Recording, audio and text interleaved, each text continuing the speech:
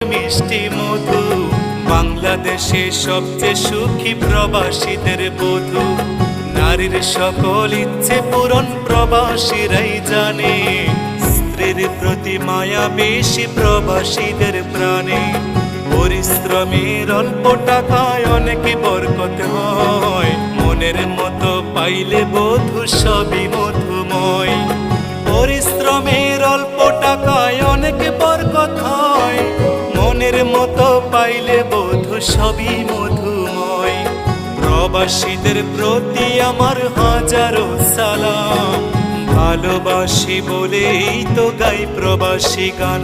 একজন প্রবাসী বড় মিথ্যেবাদী, ওরা শত কষ্টে বলে ভালো আছি। কিছু প্রবাসীর কিছু আপনজন, ওদের সরল মনে আঘাত